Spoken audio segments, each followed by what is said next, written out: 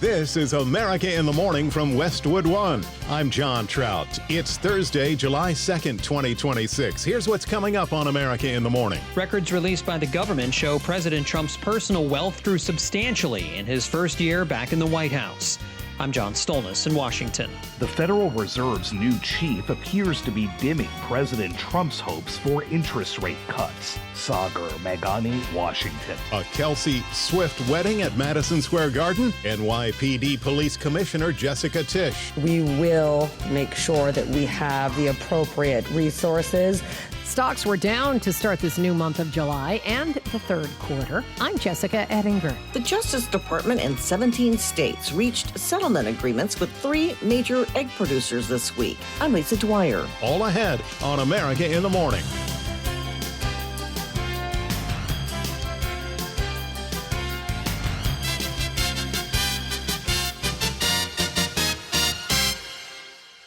A new report shows President Trump's personal wealth grew substantially the first year of his second term in the White House. John Stolnis has more from Washington. The report showed the president personally made more than $2 billion last year, with about half of that coming from cryptocurrency investments. The data shows President Trump took in more than $600 million in royalties from meme coins sold by a company he and his 2 oldest sons, Donald Trump Jr. and Eric Trump, established just before he won the 2024 election. Called World Liberty Financial, the company was a joint venture with Steve Witkoff, who is currently serving as foreign envoy to the president. In addition, just a couple days before his second inauguration, a firm with ties to the United Arab Emirates paid $500 million for a 49% stake in that company. All told, the president reported more than $1.2 billion of income just from the meme coins and World Liberty Financial. Speaking to reporters at Andrews Air Force Base, the president declared he's had no role in shaping his personal wealth since taking office. I don't get involved in my personal. We have funds that run my money. But you are benefiting. Well, I've made a lot of money before I became president, and they invest my money, and I don't talk to them. I don't even speak to them. So I have many people, I don't know what they call it, closed accounts or something. You put your money in, and that's it. I don't talk to them. They're big institutions, and they run it. But yeah, I've had a great career. In business, I've had a great career. However, critics argue Trump is using the office of the presidency to enrich himself, his family, and close friends. Richard Painter is a former White House ethics lawyer who told CNN he's never seen anything like this from a sitting president. We've never seen this much money made by a U.S. president. We've never seen substantial conflicts of interest for any U.S. president since the Civil War, financial conflicts of interest. Every other president has voluntarily divested themselves of conflicts of interest with the presidency, except for Donald Trump. The 927-page report shows the president earned hundreds of millions of dollars from his properties, including Mar-a-Lago and his golf resort in Doral, Florida. He also holds stocks in some of the world's largest companies, including NVIDIA, which he allowed to sell powerful microchips to China last year. He also reported 11 gifts, 10 of them tickets to sporting events, such as Super Bowl 59 and the Daytona 500. I'm John Stolnis in Washington. The Federal Reserve's new chairman signals a focus on lowering inflation despite President Trump's push for lower interest rates. Sagar Meghani reports. The Federal Reserve's new chief appears to be dimming President Trump's hopes for interest rate cuts. Inflation hit 4.2% in May, the highest in 3 years.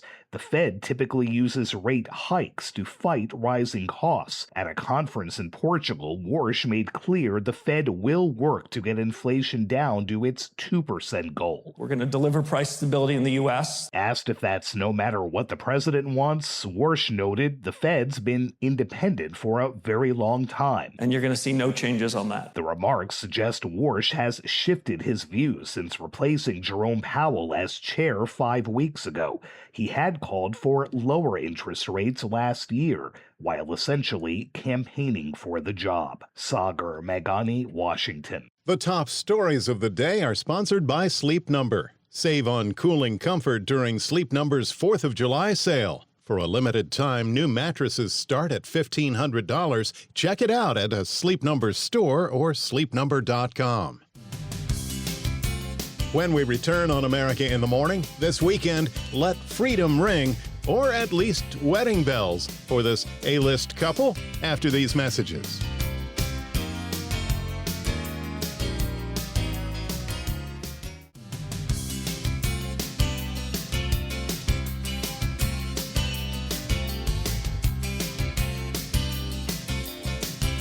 Welcome back. This is America in the Morning. A triple threat today of severe weather. Here's AccuWeather.com meteorologist LaTroy Thornton. 3 separate severe weather risk zones are expected to develop today, with AccuWeather severe weather experts generally expecting a similar sort of risk for gusty storms for both an area from northern parts of New York, Vermont, and New Hampshire through much of Maine, and a zone farther to the south from southern Kentucky and western North Carolina into much of Tennessee and the northeastern corner of Mississippi. Thunderstorms look to turn out more intense for areas from far eastern Montana through much of the Dakotas and northeastern Nebraska, and eastward across all but northern Minnesota and Wisconsin, even reaching a portion of western lower Michigan, where storms may bring stronger wind as well as the risk for hail and tornadoes.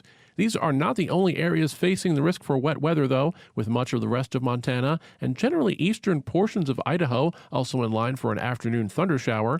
There can still be a spotty afternoon thunderstorm for those parts of northern Minnesota and Michigan outside of the severe risk, as well as for areas from central Illinois southward through much of the Texas Gulf Coast and much of the South in general, as well as from southern Maine toward the Boston area.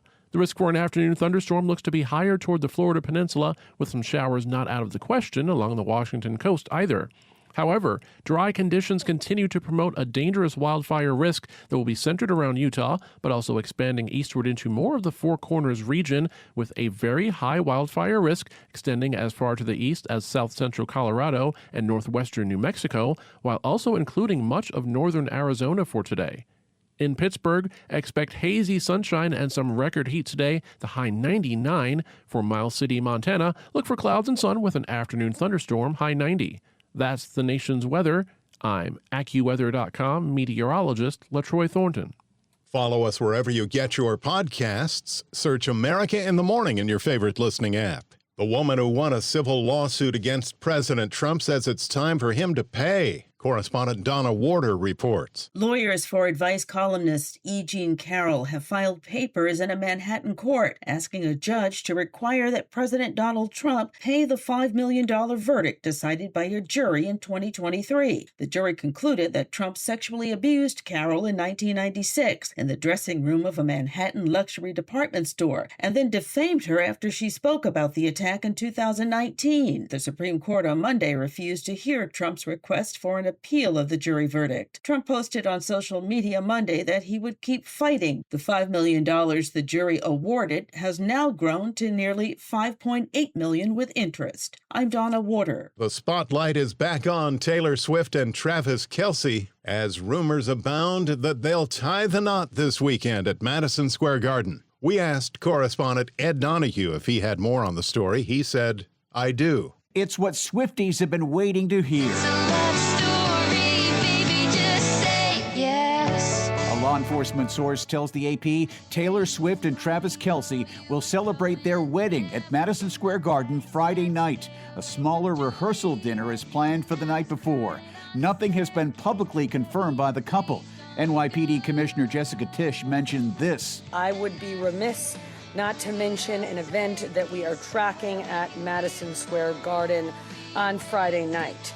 The NYPD will, of course, have a detail in place, but I am not going to go into more specifics on that at this time. New York Mayor Zoran Mamdani also confirmed a permit was filed for a large event, adding there isn't anything to share beyond that. I'm Ed Donahue. In other news, Ukrainian authorities say Russian missiles and drones kill at least 8 and cause damage across Kyiv. Tropical storm Douglas has formed in the Pacific Ocean. In sports, the Boston Celtics are trading Jaylen Brown to the Philadelphia 76ers for Paul George and draft picks. And the U.S. beat Bosnia-Herzegovina 2-0 to advance to round of 16 and keep its World Cup dreams alive. When we return on America in the Morning, jobs numbers positive where the gigs exist. When America in the Morning returns after these messages.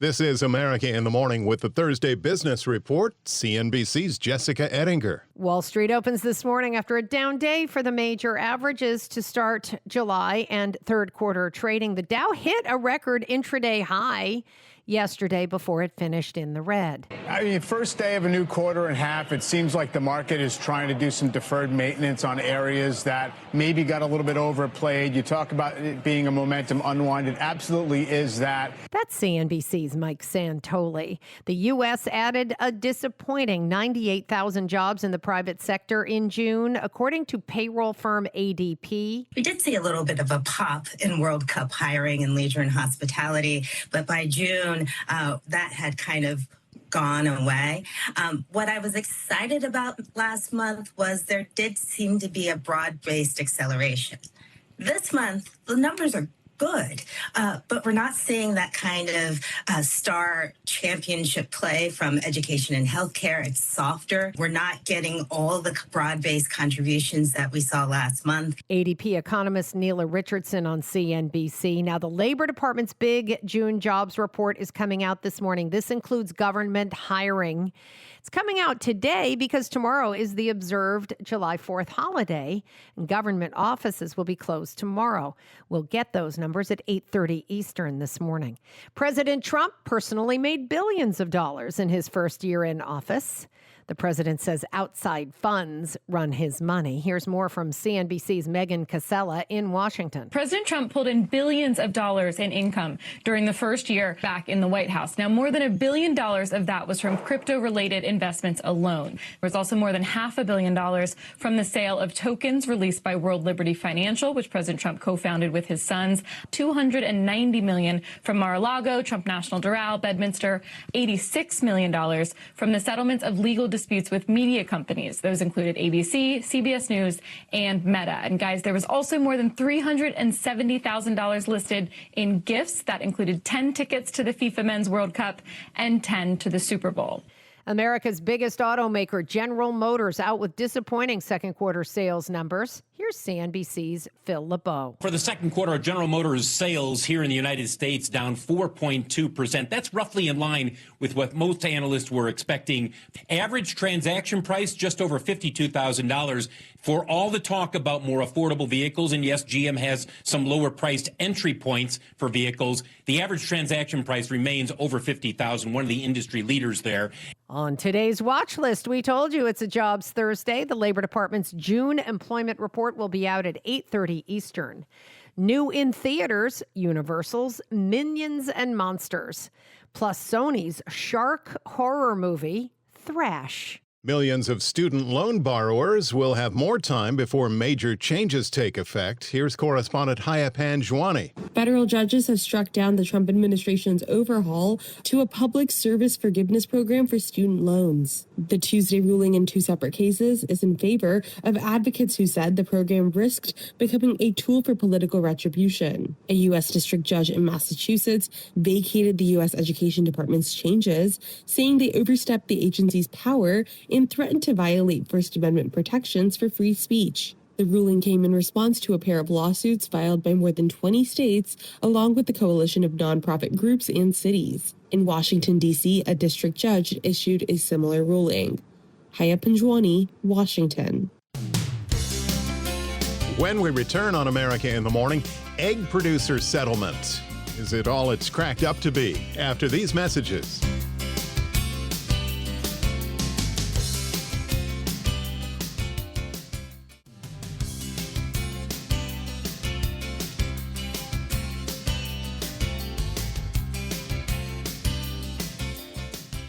Welcome back. This is America in the Morning. A murder case in Georgia involves the family of an NFL player. Jennifer King reports. Law enforcement in Atlanta have arrested the brother of Ravens defensive lineman Calais Campbell. Ciara Campbell is charged with murdering his mother after police found Natil Campbell's body at her Atlanta home Tuesday during a welfare check. In a 911 call released by police, an unidentified man can be heard asking for a welfare check, telling a dispatcher he's trying to get inside his mother's house. My mother, my brother's, he's mentally ill. He's been diagnosed with schizophrenia and some other things. He stays with my mother, and this morning, we were trying to get a house. We can't get in our house. This morning, he drove in a car, which is very unusual. He doesn't drive at all. But the neighbor caught it on camera. They drove off in a car, and we can't get in her house. I just tried to jump the window, and he's in there.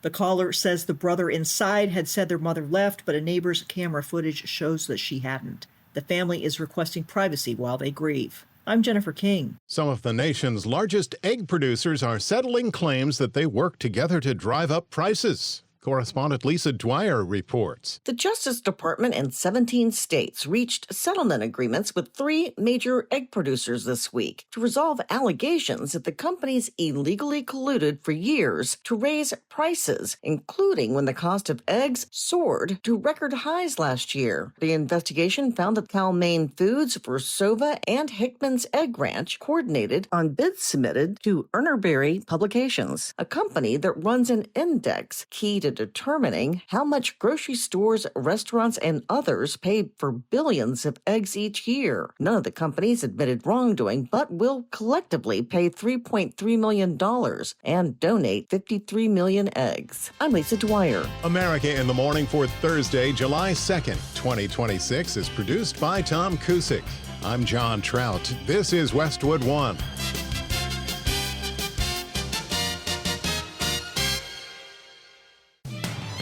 This is America in the Morning from Westwood One. I'm John Trout. Coming up this half hour. President Trump made billions of dollars last year in new data released by the government.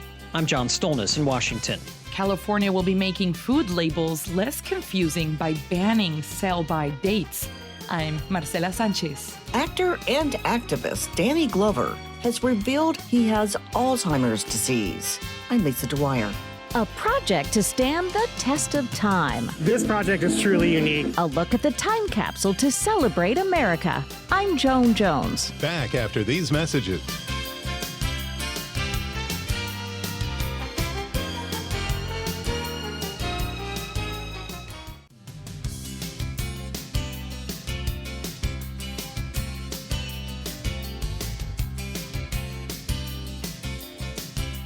America in the Morning continues. A good portion of the nation again today set to break daytime high temperature records. Here's AccuWeather.com meteorologist LaTroy Thornton. Today definitely does mean another day of intense, uncomfortable, and yes, dangerous heat for a large portion of the country, including most places to the east of the plains. In fact, for some places toward the coast from the mid-Atlantic into the northeast, today is poised to be the hottest day so far this year, with temperatures in cities like Philadelphia and New York approaching or even exceeding the century mark. This persistent heat will continue to increase the risk for heat-related illnesses as it wears on today, with air conditioning in high demand continuing to potentially result in the chance for power outages. The widespread heat and humidity will help to take AccuWeather real field temperatures to between 100 and 110 degrees later today for some from Michigan southward into Arkansas, eastward through the Carolinas, and northward into just about all of New England.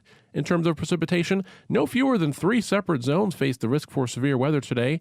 East to west, an area from northern New York, Vermont, and New Hampshire through all but southern parts of Maine faces the risk for thunderstorms through this evening that may bring damaging wind gusts of at least 55 to 65 miles per hour. Farther to the south and west, a zone from northeastern Mississippi through far northwestern South Carolina and northward from there into southern Kentucky has a similar risk for gusty storms, with perhaps more intense storms largely confined to the Dakotas and areas as far to the east as west central lower Michigan, also including much of Iowa and the northern suburbs of Chicago. In this area, storms may also bring strong winds, but may also produce hail and tornadoes. Spotty thunderstorms will tend to favor the afternoon for Idaho and Montana, as well as areas from southeast Texas through the Florida Panhandle, with a higher chance for a couple of storms across the Florida Peninsula as the wildfire risk remains high in the southwest. I'm AccuWeather.com meteorologist LaTroy Thornton. Follow us wherever you get your podcasts. Search America in the Morning in your favorite listening app. President Trump's first year back in the White House was a lucrative one.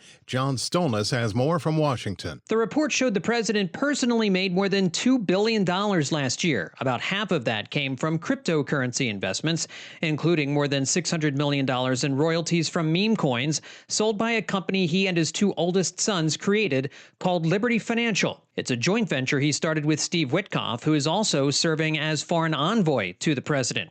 All told, President Trump reported more than $1.2 billion of income just from meme coins and World Liberty Financial. Speaking to reporters at Andrews Air Force Base, the president denied any wrongdoing and claimed he has no say in what investments are being made on his behalf. I don't get involved in my personal. We have funds that run my money.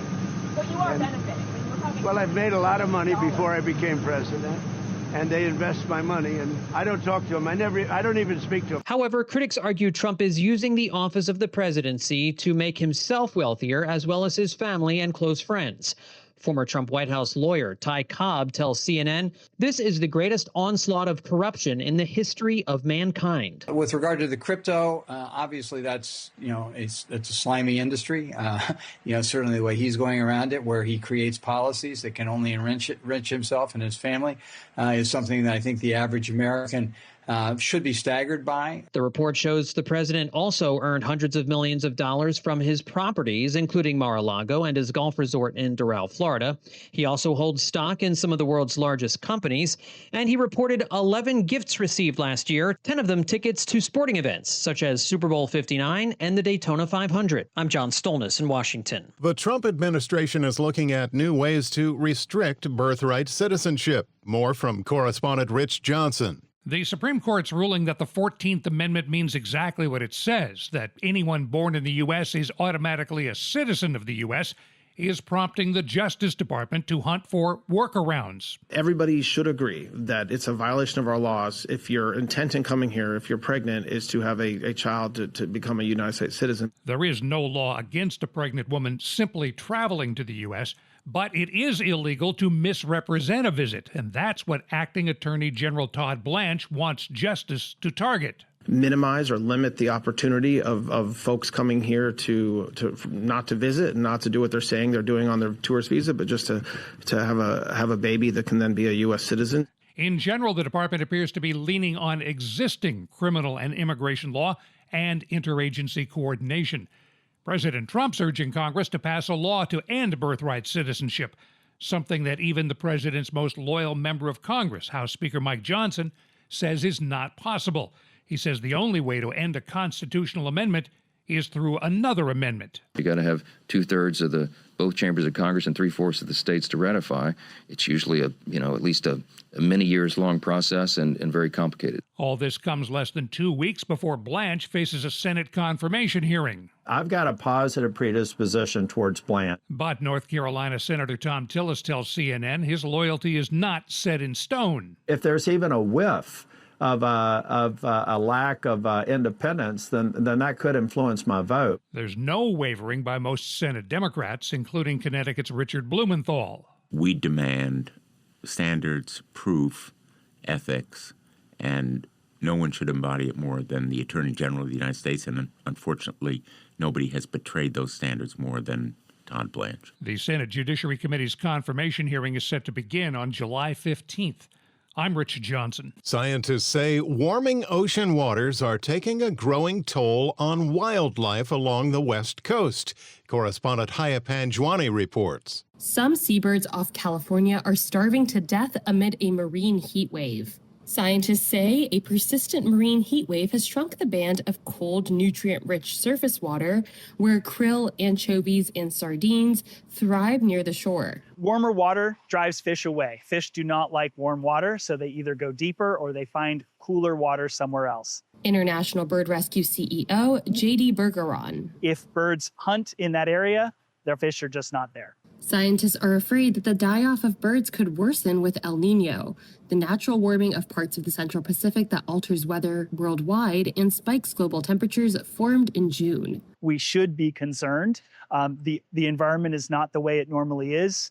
At some point, that's a concern for us too, not just for bird lovers, but for people who love the ocean, nature, coral reefs, etc. These things are concerning. I'm Haya Panjwani. One of the world's busiest shipping lanes is back in the spotlight after a foreign container ship reportedly ran aground in the Strait of Hormuz. Charles de Ledesma reports. The Iranian state TV report appeared aimed at underlining Tehran's claims to control the Strait of Hormuz, which the world has long considered an international waterway.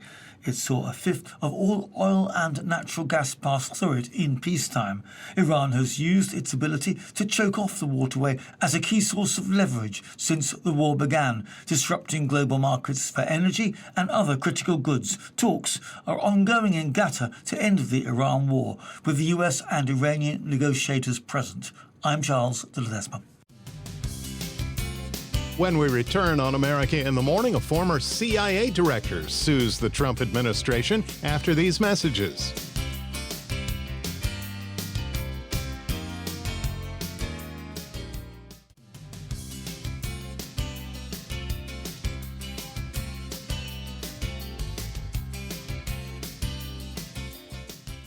This is America in the Morning. I'm John Trout. Former CIA Director John Brennan is asking a federal court to preserve records tied to investigations involving the Trump administration. More on the story from Sagar Meghani. A former CIA chief is suing the Trump administration. John Brennan is demanding a court order forcing administration officials to preserve records of investigations he says are targeting him. Brennan says the records would be vital for his defense on vindictive prosecution grounds if the administration indicts him. The suit names President Trump, Acting Attorney General Todd Blanche, and prosecutors in Florida who have been overseeing probes of Brennan and other former government officials. Sagar Meghani, Washington. Despite a personal appeal from the Pope, a breakaway traditionalist Catholic group has gone ahead with controversial bishop consecrations in Switzerland. Jamie Keaton reports. Bells tolled through the misty Alpine mountain valley as hundreds of priests walked 2 by 2 to the altar under a tent to start the service and then again at the end.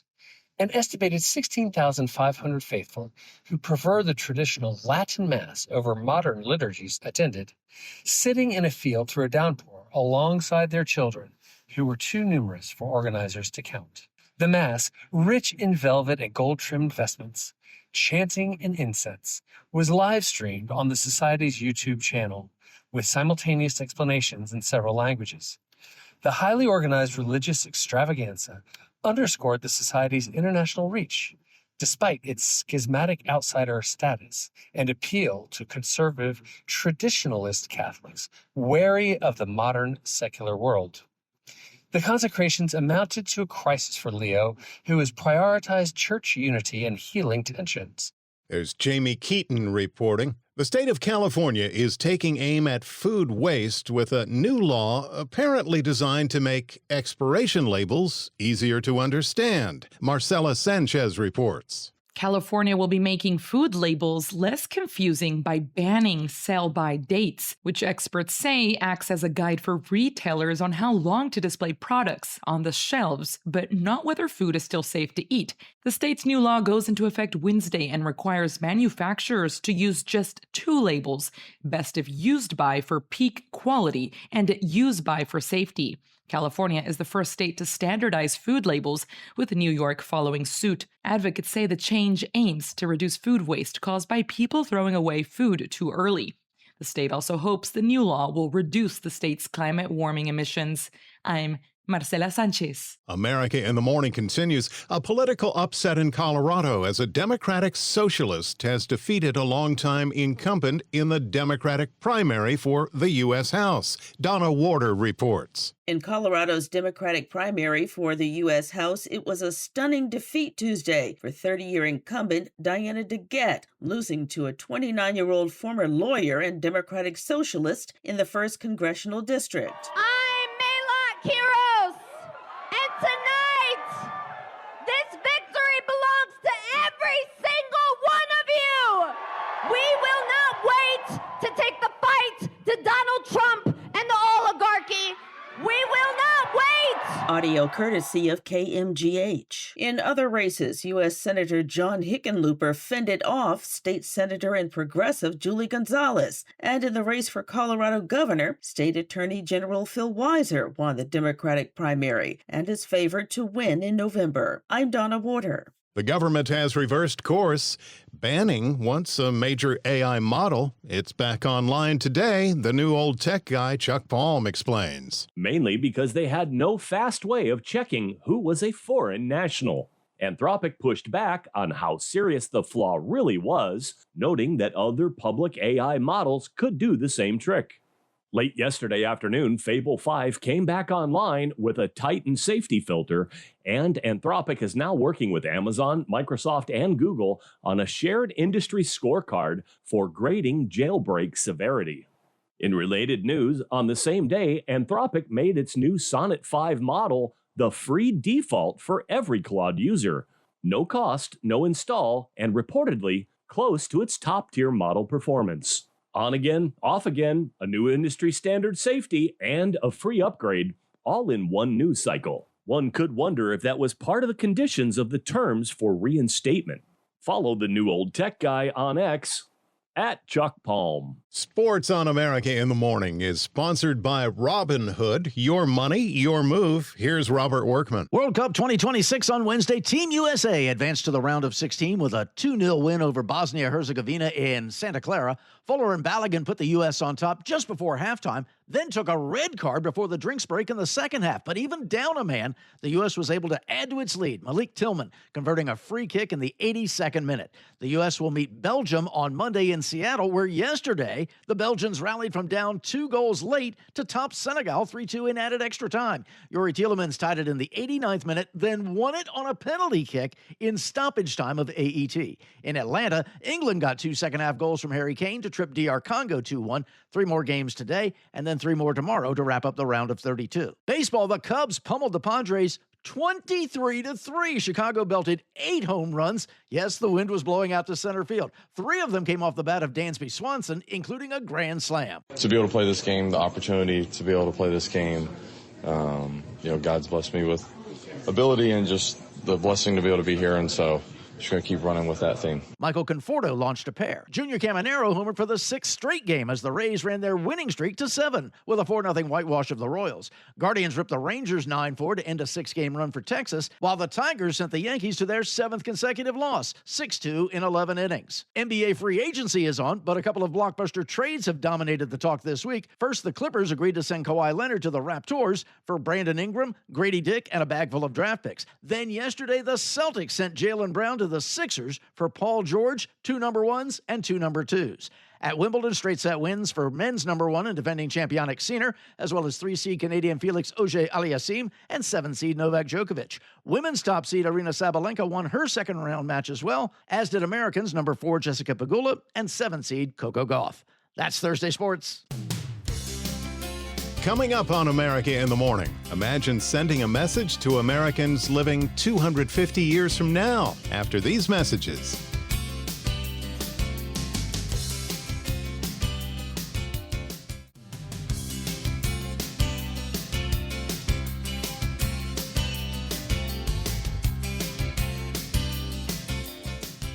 You're with America in the Morning. Award-winning actor and activist Danny Glover is sharing a deeply personal health update.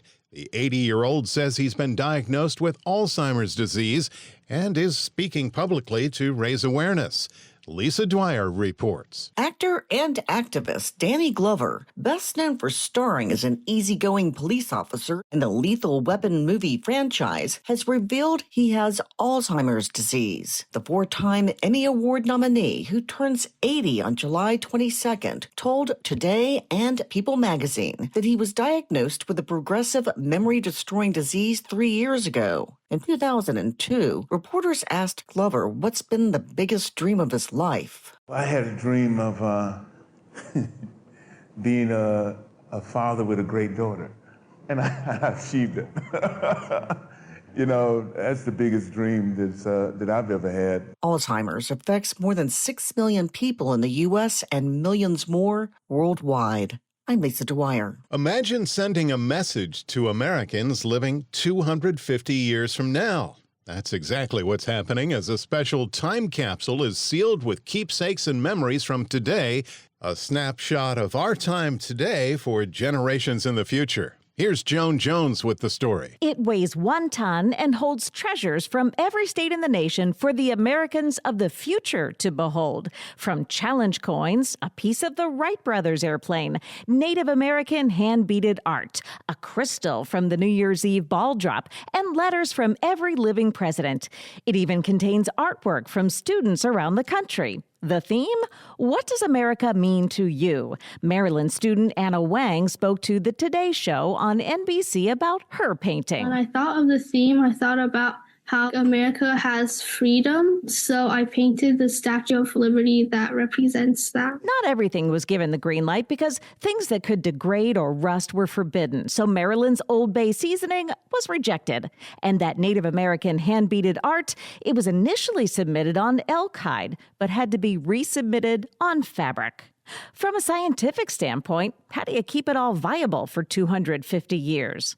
The number one killer of time capsules is water. And so every part of this time capsule design has taken water into consideration. That's Mike Barilla at the National Institute of Standards and Technology, which created the capsule. He told NBC that the stainless steel capsule was painstakingly created in layers, with a bubble of air surrounding one layer to keep the water out. Everything inside was at 35% relative humidity, moist enough to ensure that it won't dry out and disintegrate, but dry enough to stand up to moisture problems. When the future Americans open that capsule, they'll have to dig down 10 feet below ground. But what a day that'll be 250 years in the future. Celebrating our nation's 250th anniversary, I'm Joan Jones for America in the Morning. It was John Adams who believed July 2nd would be America's most celebrated holiday. On this day in 1776, the Continental Congress voted in favor of declaring independence from Great Britain, 2 days before adopting the formal declaration. And that's our show for today, Thursday, July 2nd, 2026. America in the Morning is produced by Tom Cusic. I'm John Trout. This is Westwood One.